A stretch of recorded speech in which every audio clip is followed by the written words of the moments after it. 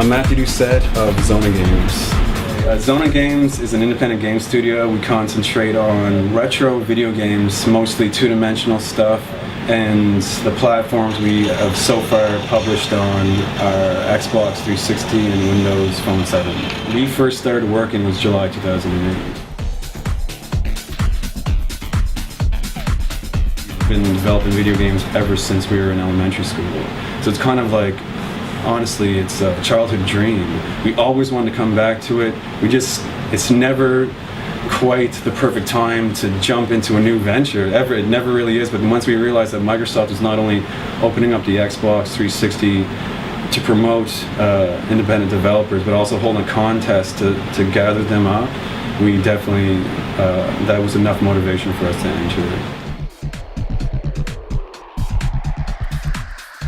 Indie scene itself is different from the non-independent scene because the idea is that you can actually tackle on games that large studios won't take risks on. The power of independent studios really lies in the fact that you can make no money.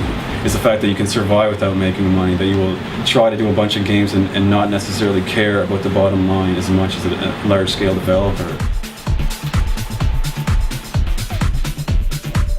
Like probably 25 to 35 years old, probably male, probably played arcade games when they were younger, like actually coin-operated arcades, probably played Nintendo, Sega Genesis, Super Nintendo. It's more so than just making games in a philosophical sense. We actually bring back the retro or the nostalgic experience. We don't actually make games that are as bad as those games in the past. They're usually way worse than we remember.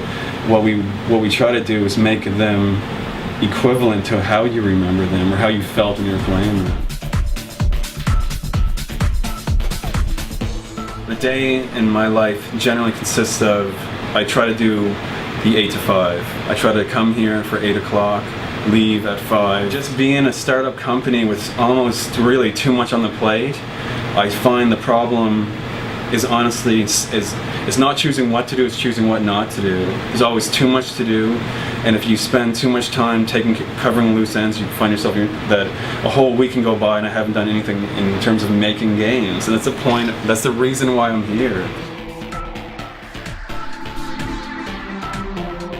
One of the biggest problems is that we're taking a hobby, something we're passionate about, to take that and morph it into a business is not a smooth process. It's almost, you almost to some degree feel like you're selling out, and the way to do it, if you can at all, is to try not to sell out at all while you're doing it. Try to sell out the least amount, because sometimes you may want to make that game the most perfect it can possibly be, but at some point in time you need to release it.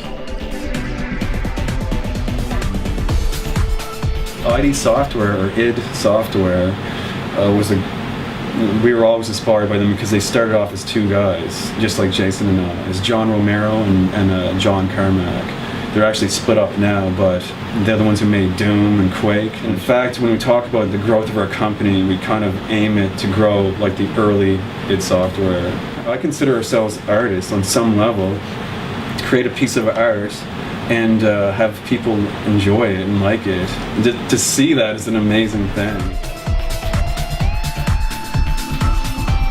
The ultimate goal of Xona Games is just to be a foundation that lets me and also Jason to do the games that we both want to do, not necessarily even together. I actually think that we will eventually each be doing our own separate games, testing out our own ideas, collaborating to help each other out, but I will be doing a game that is my game, and Jason will help me back with feedback and whatnot, but it'll still be my game, also the final say, likewise with him and his game. I don't want to tell somebody to expect to fail, but don't be scared of failing. Like, you might make a lot of mistakes on that first one, but don't give up on the first one. Keep going. Learn from the mistakes that you've made. Learn from mistakes that other people doing the same thing as you have made, and move on. Find your passion. Like, find what you should be focused on. Find what you try hard at effortlessly.